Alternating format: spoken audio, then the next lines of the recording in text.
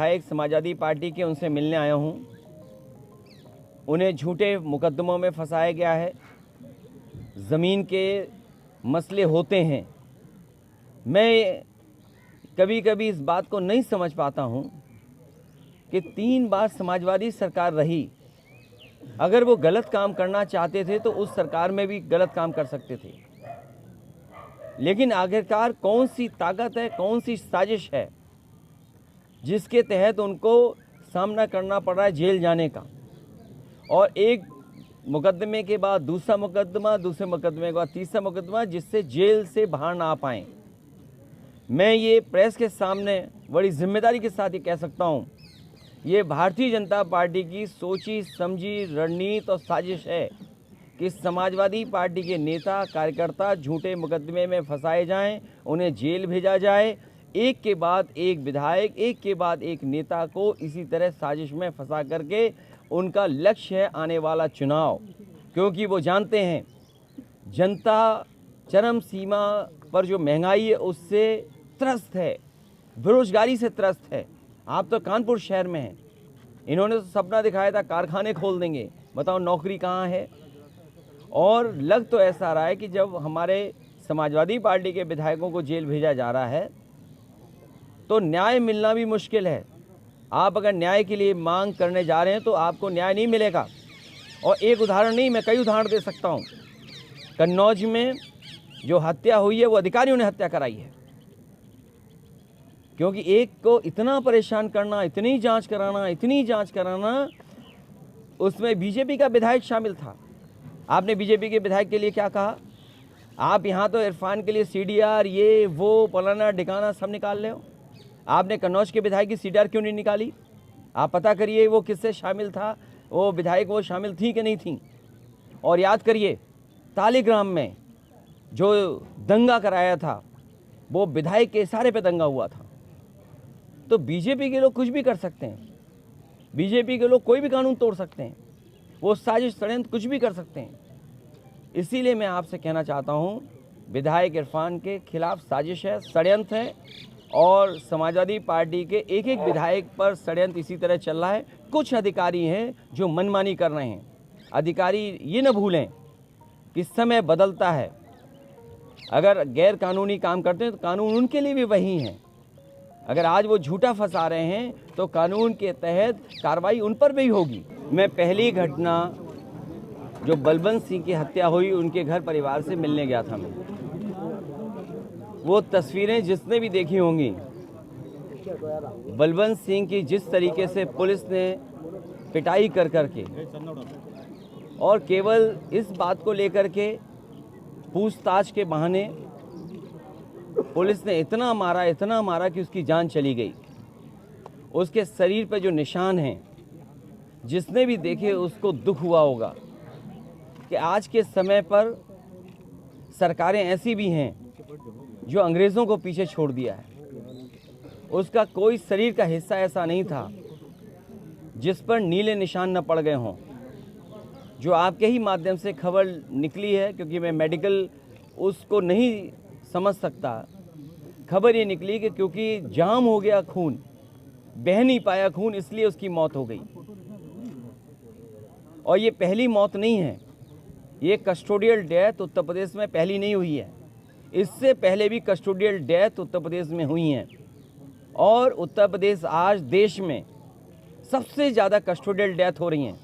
जो सरकार ये कहे राम राज्य हम लाएंगे, क्या राम राज्य में इसकी जगह है कि पुलिस तय करेगी कि क्या करना है?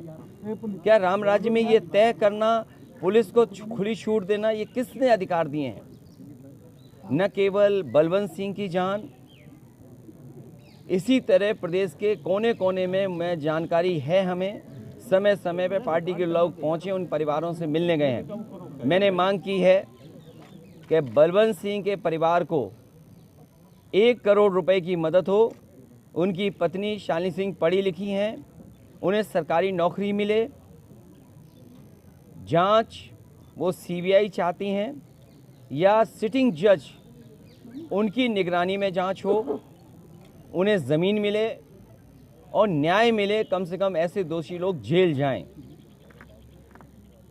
जब मैं उनके परिवार से मिला तो उनके परिवार ने ये कहा मुझे, वो थाने पे थे जब उनके परिवार के सदस्य की पिटाई हो रही थी, और जिन्होंने एफआईआर लिखाई थी वो भी ये कहने के लिए तैयार थे कि ये मेरा भतीजा है, इसका नाम गलत आ गया है। 1500 करोड़ का मामला है। प्रवृत्ति, हवाला कारोबार, भूमाफिया जैसे लोगों के हितैषी बन रहे हैं।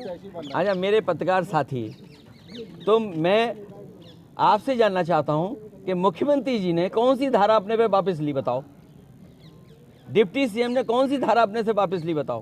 क्या डिप्टी सीएम ने नहीं पर्ची बना करके चंदा इकट्ठा लिया था? आप बताइए, मुख्यमंत्री जी ने कौन से अपने मुकदमे वापस लिए? अगर वो फर्जी थे तो ये भी तो फर्जी हैं। वो कैसे नहीं फर्जी? वो कहेंगे वो फर्जी थे तो ये फर्जी नहीं है।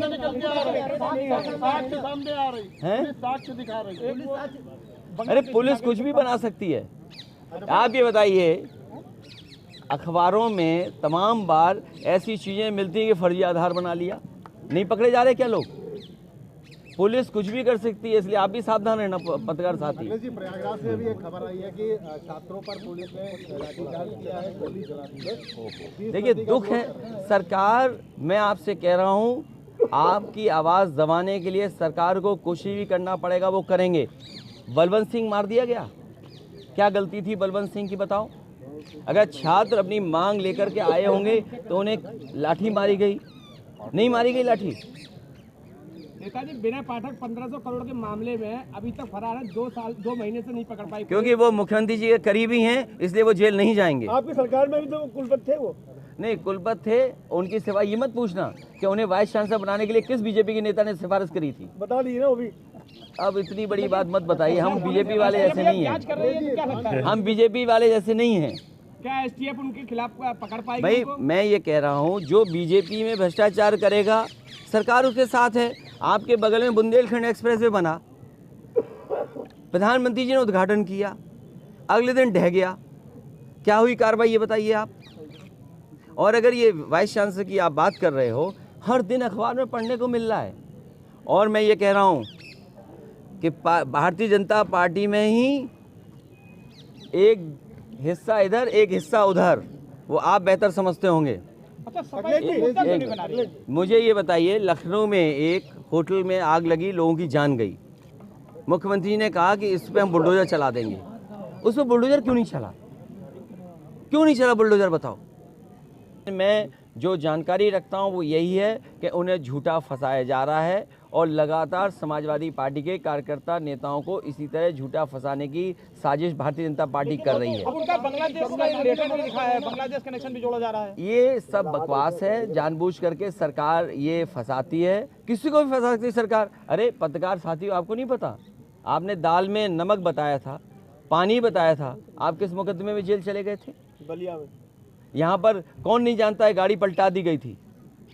मैं तो आज भी कहता हूँ, आज भी गूगल इमेजेस से निकलवा करके देख लीजिए, गाड़ी पलटी नहीं थी, पलटाई गई थी। लेकिन सरकार कहेगी नहीं निकालेंगे। क्यों निकालें हम गूगल इमेजेस?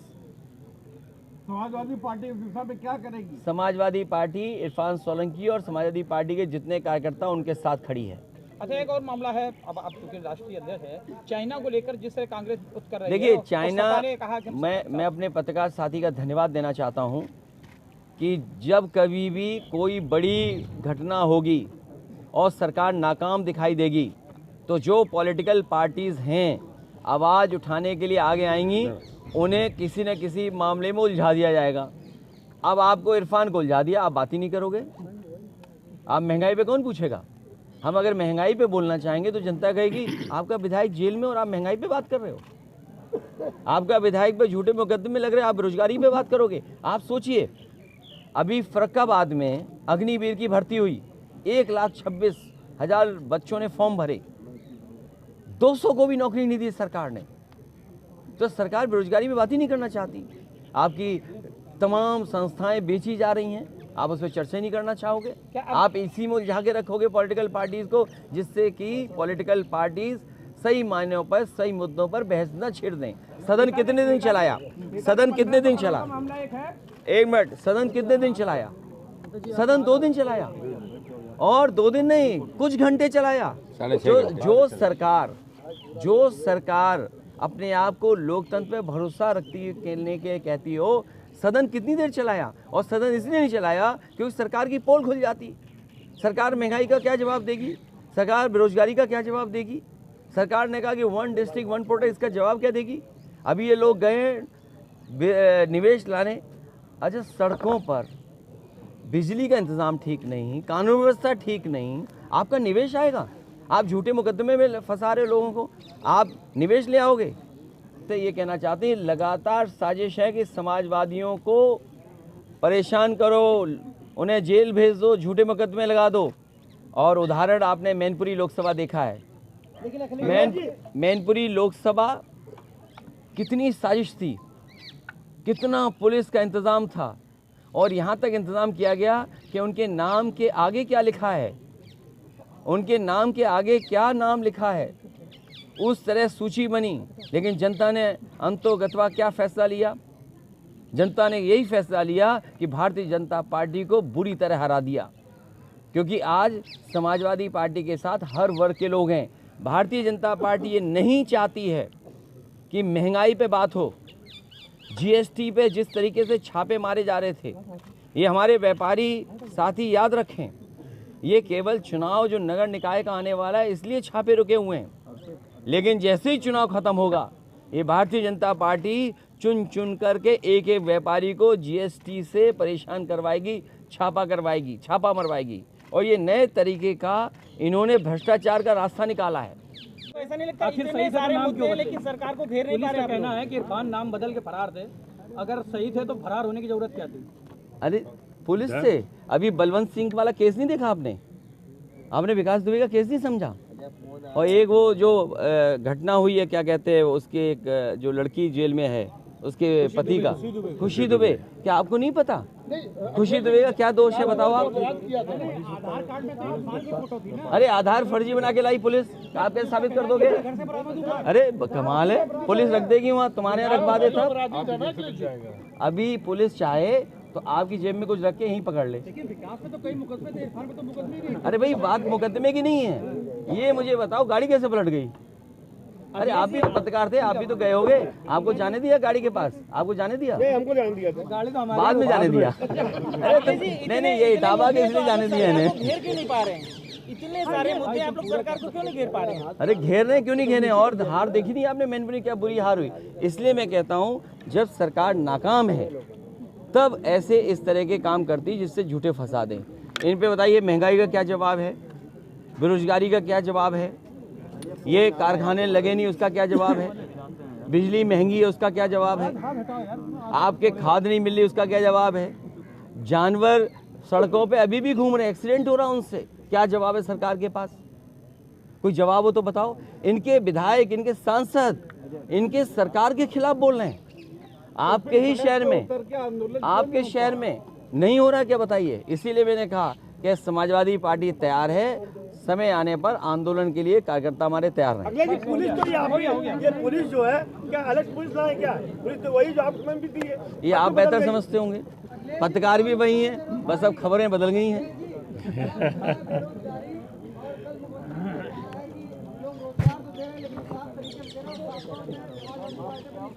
मैं आपसे कहता, ये भारतीय जनता पार्टी ये बताए कि 1,26,000 अग्निवीर भर्ती होने आए थे फरकाबाद में, क्या 200 को नौकरी दी उन्होंने? 1,26,000 लोगों ने फॉर्म भरे, क्या 200 को भी नौकरी मिली? अच्छा, अग्निवीर से लगता है बॉर्डर पे सेना को समस्या होगी, कमी होंगे सेना? अग्निवीर, अग्निपथ व्यवस्था के खिलाफ समाजवादी पार्टी है। समाजवादी पार्टी चाहती परमानेंट नौकरी हो, जिस तरीके से पहले नौकरी थी वैसी करें। अब कल को इन पुलिस वालों के लिए कर दिया कि भाई 4 साल के बाद आप रिटायर हो गए, तो उनका क्या भविष्य है बताओ आप? अगर अग्निवीर अच्छी व्यवस्था है तो पुलिस में क्यों नहीं व्यवस्था करती है? पुलिस में करके देखे कि कार्यकर्ता मत बनिए।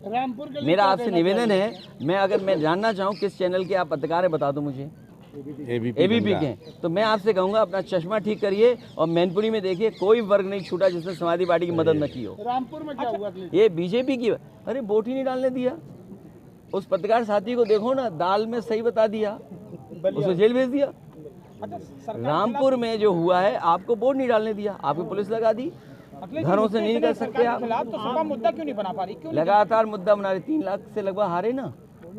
जनता को जब मौका मिलेगा इस सरकार को उखाड़ फेंकेगी। सर, निकाय चुनाव आ रहे, क्या कहेंगे? निकाय चुनाव में डेंगू वही है जहां भारतीय जनता पार्टी के मेयर हैं, डेंगू वही है जहां पर नगर पालिका के अध्यक्ष भारतीय जनता पार्टी के हैं। आप कानपुर के हैं, मेयर कब से इनका यहाँ पर? क्या कूड़ा हट गया? क्या गंदगी हट गई? क्या नाले हट गए? और यकीन करो आप, इतनी धूल चढ़ी हुई है, आप पेड़ नहीं पहचान सकते, पेड़ की पत्तियों को देख के नहीं बता सकते। जब आप करीब पहुंचोगे तभी आपको पता लगेगा हाँ ये नीम का पेड़ है।